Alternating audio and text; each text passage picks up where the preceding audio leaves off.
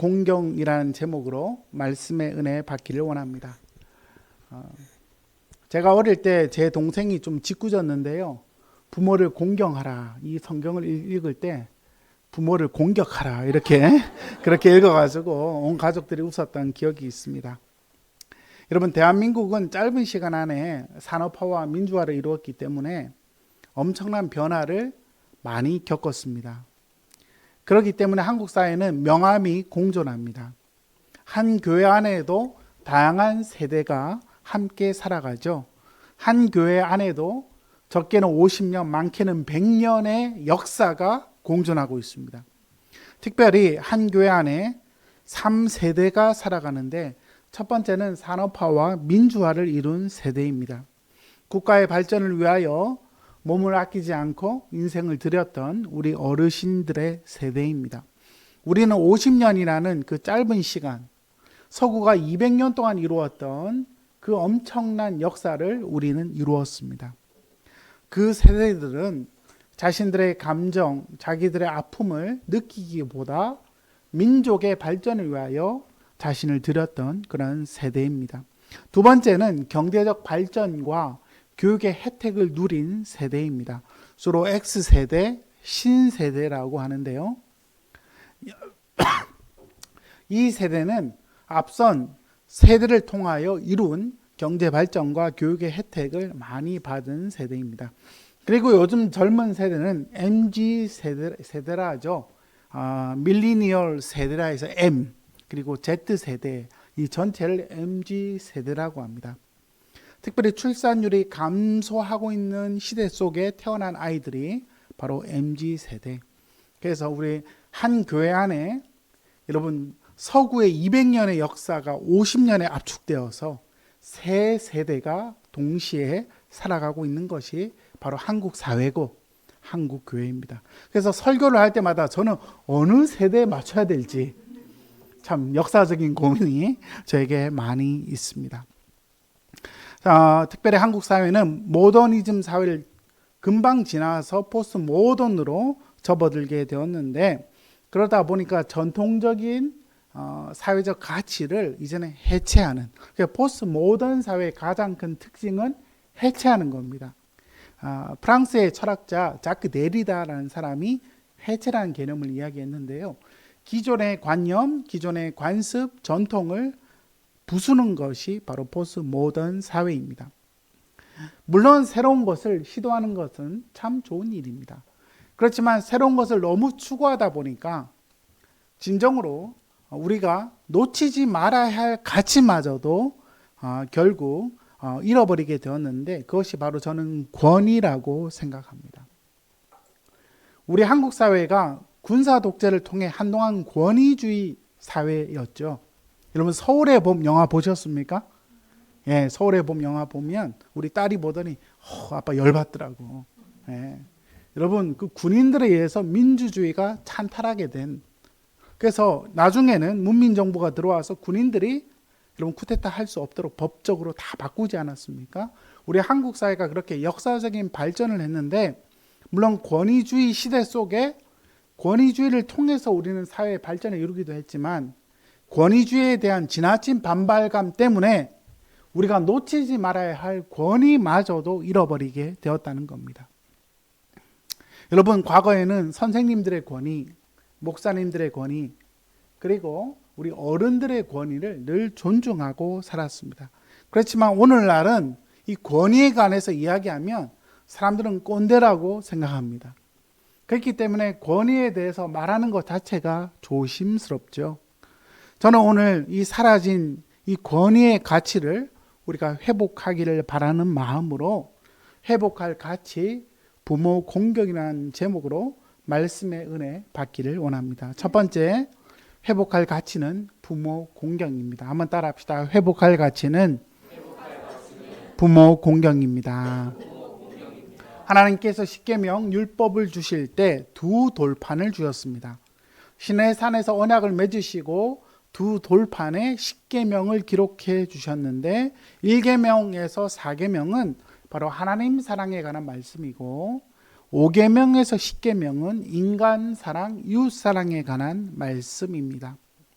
여러분, 무엇보다 하나님을 먼저 사랑하는 것, 이것이 우선순위입니다. 하나님만이 참 신이시고 하나님만이 우리의 경배와 찬양을 받으시기에 합당한 분이시기 때문에 우리는 다른 우상에게 경배하지 말아야 합니다. 하나님을 진정으로 사랑하는 사람은 이웃을 사랑하게 되는데, 이웃을 향한 첫 번째 말씀이 바로 내 부모를 뭐하라? 공격하라가 아니고 공경하라입니다. 여호와 하나님과의 바른 관계를 가진 사람은 바로 부모님을 공경하는 것. 여러분, 생명을 주신 우리 하나님을 예배하는 것, 동시에 생명의 전달자인 부모님을 존중하는 것, 공경하는 것이 인간관계의 시작입니다. 여기서 공경하다라는 단어는 히브리어로 카베드라는 단어입니다. 카베드. 이 단어는 무겁다, 무거운 이런 뜻입니다. 무겁게 하다. 여러분, 원래 하나님을 경외한다 할 때 사용된 단어가 카베드입니다. 하나님의 영광과 그분의 신성의 무게를 나타낼 때 사용된 단어죠. 그러므로 부모를 공경한다는 것은 하나님께서 주신 하나님을 향한 그 권위를 인정하는 것처럼 부모를 바로 공경한다. 바로 하나님을 존중하는 것처럼 부모에게 그 비중을 둔다. 이런 뜻을 갖고 있는 것입니다. 하나님께 합당한 인정과 존중을 하는 것이 공경인데, 바로 생명의 전달자인 부모님에게도 그 권위를 존중하고 소중히 여기라. 성경은 그렇게 말씀합니다. 특별히 모든 인간관계의 시작은 가정에서 시작됩니다. 여러분, 아이가 처음 태어나서 만나는 사람이 부모죠. 그래서 가정은요, 어떤 의미에서 보면 첫 번째 병원이고 학교고 첫 번째 정부이고 첫 번째 교회이기도 합니다. 그러면 가정에서 아이는 사랑을 받고 용납을 받고 신뢰를 배우고 권위라는 것을 배웁니다. 가정에서 모든 인간관계의 출발점을 결국 경험하게 되는데, 그런 의미에서 하나님 주신 신적 공동체인 가정에서 우리는 참된 인간관계를 배울 필요가 있습니다. 특별히 하나님은 자녀들에게 내 부모를 공경하라는 말씀을 주셨습니다. 오늘날 청소년들은 사춘기라는 과정을 거칩니다. 어른이 되기 위해서 질풍노도의 시기를, 방황의 시기를 거칠 수밖에 없죠. 신체가 갑자기 급변하게 성장하고 호르몬의 변화가 있기 때문에 아이들은 다양한 반응을 하게 됩니다. 그럼에도 불구하고 여러분, 사춘기라는 것 때문에 부모를 공경하고 순종하는 거의 가치마저도 우리가 잃어버려서는 결코 안 됩니다. 우리 큰애가 옛날에 할머니한테 나 사춘기라고 하면서 막 대든 적이 있어요. 근데 여러분, 그런 아이들은 사춘기가 아닙니다. 그죠? 사춘기가 아닙니다. 사춘기가 매우 특별한 과정이긴 하지만, 그렇다고 해서 사춘기라는 이유 때문에 부모의 말씀에 순종하고 공경하는 그 질서마저도 다 그냥 양보되어야 된다, 그렇게 성경은 말하지 않습니다. 어떤 의미에서 보면 성경은 사춘기에 별로 관심을 갖지 않습니다. 성경은요, 부모에게 순종하라, 부모를 공경하라, 계속해서 말씀합니다. 여러분, 특별히 오늘 주보에 보시면 주보 3면 레위기 20장 9절에 이런 말씀이 있습니다. 함께 있습니다. 만일 누구든지 자기의 아버지나 어머니를 저주하는 자는 반드시 죽일지니 그가 자기의 아버지나 어머니를 저주하였은즉 그가 피가 자기에게로 돌아가리라. 아멘. 여러분, 성경은 아주 단호합니다. 아버지나 어머니를 저주하는 자는 어떻게 한다? 죽이라 했습니다. 성경은 그 정도로 부모의 권위를 존중할 것을 강조합니다. 여러분, 신명기 21장 18절 말씀해 보시면 한 가정에 완악하고 패역한 아들이 있는데, 이 아들은 아버지나 어머니의 말을 전혀 순종하지 않습니다. 징계에도 순종하지 않습니다. 그러면 부모가 그 아이를 데리고 성문에 이르러 성읍 장로들에게 가서 이걸 아뢰라. 여러분, 과거에 이스라엘 사회에서 성읍 장로들은요, 성문에 앉아 있습니다. 이 사람들은 우리식으로 말하면 법관이죠. 그 당시에 사람들 간에 소송이 있다든지 문제가 있으면 문제를 해결했던 어른들입니다. 그 성읍 장로들에게 가서 우리 아이가 완악하고 폐역하고 우리 말을 듣지 않고 방탕하고 맨날 술만 먹고 이렇게 하면 여러분 어떻게 하라 했습니까? 그 아이를 돌로 쳐 죽여라. 여러분 부모가 이렇게 할 정도면요 진짜 심각한 거 아니겠습니까? 여러분 어느 부모에게 아이가 소중하지 않겠습니까? 정말 아이는 소중합니다. 여러분 자녀는 너무나 소중합니다. 때로 자녀가 아프면 내가 아팠으면 좋겠다 하는 것이 부모의 마음 아닙니까? 그런데 그 부모가 아무리 타일러도 아이가 변화되지 않으면 성읍의 장로들을 통하여 돌로 쳐 죽여라. 그래서 악을 제하라. 이스라엘이 듣고 두려워하라고 성경이 말씀합니다. 아마 이 말씀에 근거하면 여기에서 살아날 자는 아무도 없었으리라 그런 생각이 듭니다. 그런데 여러분 어쨌든 성경은요 부모의 권위가 너무나 귀하다.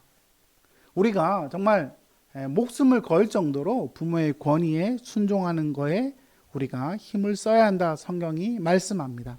그렇지만 말세가 되면 사도 바울은 디모데후서 3장 1절에 말세에 고통하는 때가 이르면 사람들은 자기를 사랑하고 돈을 사랑하고 교만하고 비방하고 부모를 거역한다 했습니다.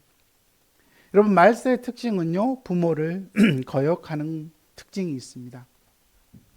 물론 부모도 아이를 영적으로 정서적으로 잘 양육하고 보호할 필요가 있죠. 특별히 잠언에서는 자녀들에게 다음과 같이 말합니다. 여러분 잠언 6장 20절에서 21절 함께 읽습니다. 내 아들아 내 아비의 명령을 지키며 내 어미의 법을 떠나지 말고 그것을 항상 내 마음에 새기며 내 목에 매라. 여러분 잠언에서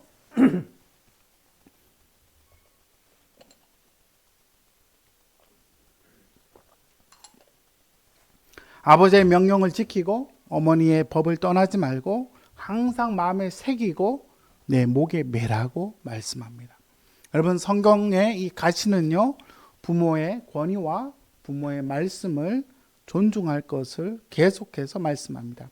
근데 여러분 부모의 그 권위를 존중하고 우리가 공경하면 어떤 은혜가 있습니까? 여러분 3번 보시면요 이것은 약속이 있는 계명이다. 사도 바울은 약속이 있는 첫 계명이라고 에베소서 6장 2절에서 말씀하는데 오늘 읽은 본문에 부모를 공경하면 21절 레위기 2장 21절에 그리하면 내 하나님 여호와가 준 땅에서 내 생명이 길리라. 장수의 복을 누릴 거라고 성경이 말씀합니다. 특별히 골로새서 3장 20절에 부모에게 순종하는 것은 주님을 어떻게 하는 것이다?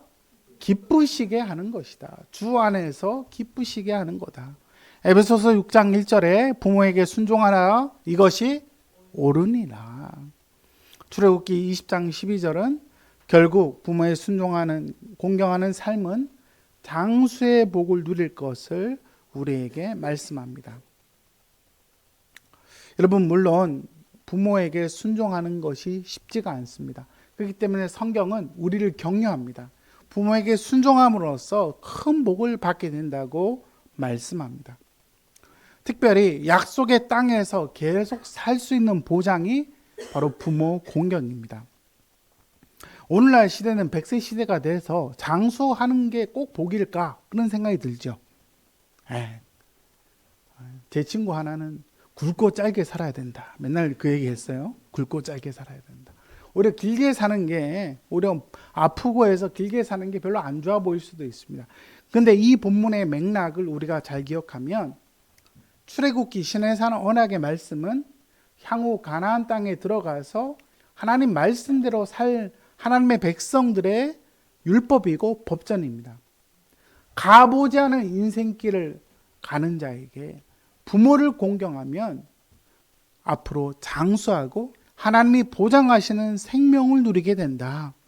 여러분 이 말씀은요 광야와 같은 인생길을 가는 자들에게 큰 격려가 되는 말씀이었을 것입니다.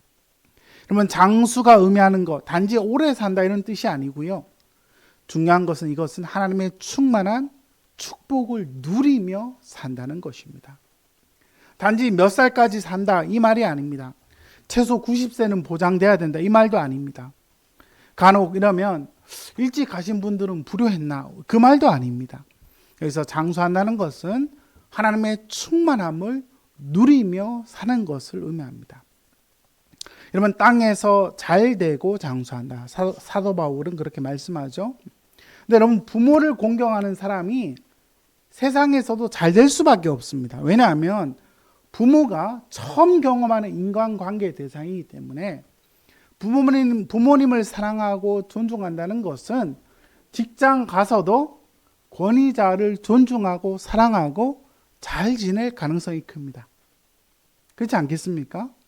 근데 가정에서 부모님에게 늘 대들고 부모님과 안 좋은 관계에 있었던 사람이 직장 가서 상사들과 동료들에게 잘할 가능성은 그렇게 많지 않습니다. 그만큼 부모 공경은 우리가 이 땅에서 잘 되는 바로 길인데 우리는 부모 공경을 통해서 권위자에 대한 존중, 권위자와 바른 관계를 맺는 인간관계에 많은 지혜를 얻게 된다는 겁니다. 저는 바라기는 여러분들 부모님을 공경함으로 하나님 주신 충만한 복을 누리는 우리 모두가 되기를 주의 이름으로 축원합니다. 두 번째로 회복할 가치는요, 바로 권위 존중입니다. 한번 따라합시다. 회복할 가치는 권위 존중입니다. 여러분 특별히 성경에서 아버지는요, 권위자를 의미합니다. 앞에서 제가 말씀드린 것처럼 한국 사회는 권위주의에 대한 반발 때문에 좋은 권위마저도 잃어버리고 있는 안타까운 시대입니다. 요즘 청소년들에게 학교 선생님이 될 생각이 있냐 물어보시면요, 거의 안 한다 해요. 저희 때는 학교 선생님 참 많이 하려고 했습니다. 공부 잘하는 친구들은요, 거의 선생님 하려고 그랬어요. 왜냐하면 선생님이 존경받는 직업이었기 때문입니다. 근데 지금은요, 담임 선생님을 선생님이라 안 하죠. 담탱이라 그럽니다. 그죠? 담탱. 예, 기본적으로 선생님의 권위를 존중하지 않습니다. 최근에 언론에 보면 선생님을 때리는 제자가 나오고요. 선생님에게 폭행을 일삼아도 특별히 큰 처벌이 없는 것이 한국 사회입니다. 지금 교육계가 좀 바뀌고 있는 과정인데 저는 이것이 한국 사회 속에 이 참된 권위의 의미를 잃어버리고 있는 참 안타까운 현실이라 저는 생각합니다. 여러분 성경에서 이 아버지는요, 권위자를 의미합니다. 성경에서 아버지는 또 하나님이시죠. 특별히 엘리사는 엘리야를 향하여 내 아버지요. 영적인 지도자들도 아버지라 했습니다. 조상도 아버지고요.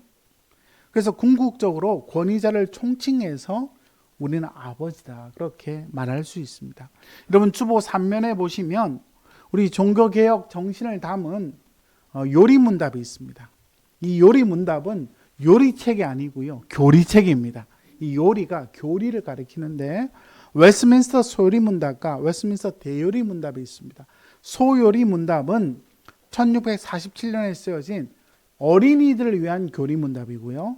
대요리문답은 어른들에게 준 교리문답 1648년에 쓴 문답인데 소리문답 64문에서 제5계명에서 요구하는 게 무엇이냐 여러분 한번 읽어볼까요? 제5계명은 윗사람이나 아랫사람이나 동등한 사람이나 그들의 여러 지위의 관계 안에서 모든 사람에게 속한 명예를 보존하고 의무를 다할 것을 요구합니다. 그러니까 5계명에서 부모를 공경하라는 의미는 부모에게만 공경하라는 말이 아니고 윗사람이나 아랫사람이나 동등한 사람이나 모든 사람의 명예를 존중하고 보존하고 의무를 다할 것을 의미합니다. 모든 관계 속에서 존중할 가치를 추구할 것을 강조하고 있는 겁니다. 대요리문답 124문에서 특별히 제5계명에서 부모는 누구인가 한번 읽어봅시다. 제5계명에 있는 부모는 혈육의 아버지와 어머니뿐 아니라 연령과 은사에 있어서 모든 윗사람과 특히 가정, 교회, 국가를 막론하고 하나님의 규례에 의하여 권위의 자리에서 우리를 다스리는 자를 뜻합니다. 권위의 자리에 있는 자. 여러분 간혹 가다가 직장 상사가 나보다 어린 사람 있을 수 있죠? 예, 있을 수 있습니다. 그래도 하나님이 주신 권위는 그 사람에게 준 겁니다. 그 권위를 존중할 것을 성경이 말씀합니다. 특별히 여러분 세 번째로 보시면 권위자를 존중하는 것이 결국 누구를 존중하는 거다? 하나님을 존중하는 것이다. 에베소서 6장 5절에 종은 주인에게 순종하라. 그럼 우리가 직장에서 직장 상사들에게 잘 순종하는 거 되게 중요합니다. 너무나 중요하죠. 아내는 누구에게 순종하는 것? 남편에게 순종하는 것. 교인들은 교회 지도자들을 본받아야 한다. 그들의 결국을 본받으라 성경이 말씀합니다. 젊은이들은 나이 든 사람들에게 순종해야 합니다. 베드로전서 5장 5절에는 겸손으로 허리를 동이라. 또한 시민들은 국가 지도자들에게 복종하라. 위에 있는 권세에 복종하라. 로마서 13장 1절에서 말씀하고 있습니다. 여러분 하나님께서 주신 왕권을 존중한 대표적인 사람은 바로 다윗이었습니다.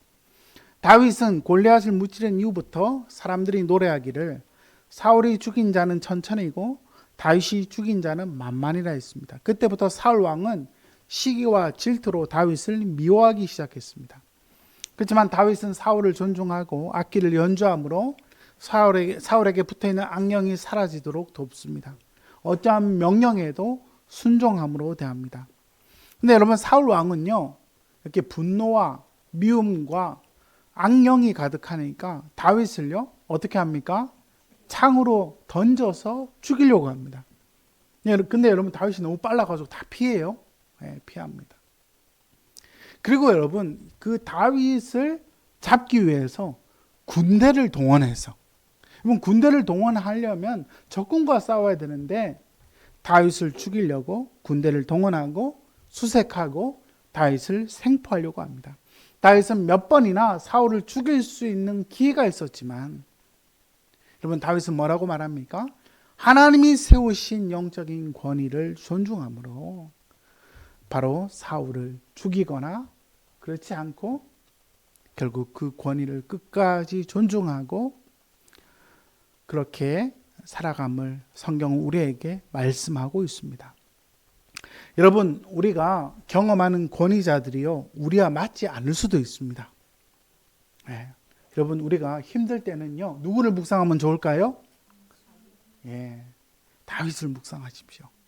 예, 사울을 묵상하면 안 됩니다. 아시겠죠? 사울을 묵상하지 말고 다윗을 묵상하십시오.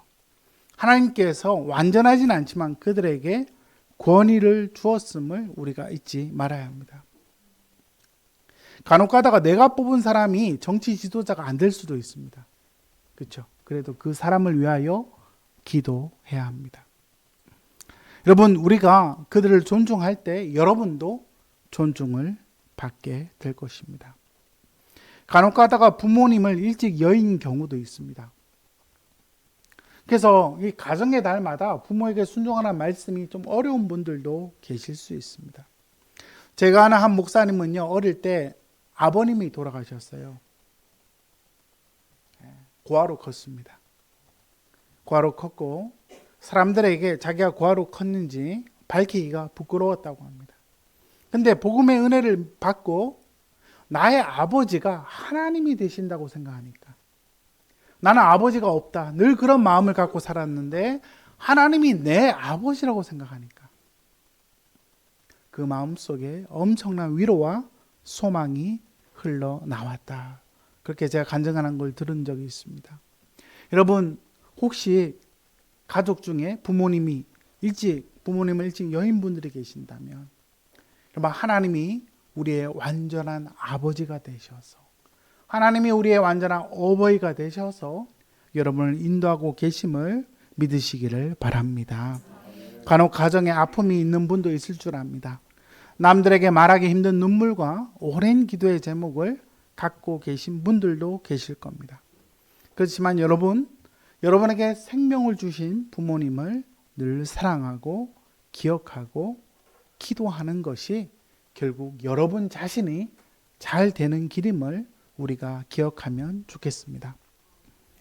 저도 이렇게 아이를 셋 낳아서 키워보니까요, 부모님의 사랑이 얼마나 컸는지를 조금이나마 알게 되는 것 같아요. 우리의 아버님들은 가정을 위하여 많은 이야기를 안 하신 것 같아요. 가정을 위하여 어깨가 무겁고 많은 짐을 지고 살아가도 가족을 위하여 희생하고 아침 일찍 일어나고 그렇게 살아오셨습니다. 여러분, 딸들이 시집 가면요, 그때 엄마의 마음을 안다 그래요. 여러분, 나중에 애 낳아서 한번 키워보십시오. 진짜 쉬운 일이 아닙니다. 국가에서 뭐 1억 준다 해서 될 일이 아닙니다. 제가 보기엔 더 줘야 됩니다. 저를 국회로 보내달라 이 얘기가 아니고, 여러분, 이 한 아이를 키우는 것, 한 아이를 어릴 때만 키우는 게 전부가 아니고 또 사춘기를 지나고 한 아이가 성장할 때까지 그 부모의 눈물의 기도를 통해서 여러분들이 여기에 와 있음을 우리가 잊지 말아야 할 것입니다. 여러분, 부모님은 우리에게 주신 선물입니다. 위하여 기도하며 함께하며 여러분 부모님에게 최선을 다하는 것이 너무나 중요합니다. 특별히 우리 기독교는 부모님에게 효를 다하는 것을 너무나 중요하게 생각합니다. 간혹 가다가 우리 기독교가 제사를 지내지 않는다 해서 기독교가 불효의 종교다 이렇게 사람들이 이야기합니다만, 우리 기독교는 부모님이 살아계실 때 효를 다할 것을 강조합니다. 여러분, 부모님이 뭐 하실 때? 살아계실 때. 그래서 여러분, 그 옛날에 송강경철이 어버이 살아실 때 섬기기를 다해라 했던 그 시조의 시처럼 부모님이 살아계실 때 최선을 다하는 것이 중요합니다. 또 최고의 효도는 부모님들이 예수님을 믿고 천국에 가는 것입니다. 부모님께 예수 그리스도의 복음의 선물을 드리는 것, 그것이 최고의 효도임을 우리가 잊지 말아야 하겠습니다. 결론을 맺습니다. 여러분, 예수 그리스도는 완전한 순종의 바로 사람이었습니다.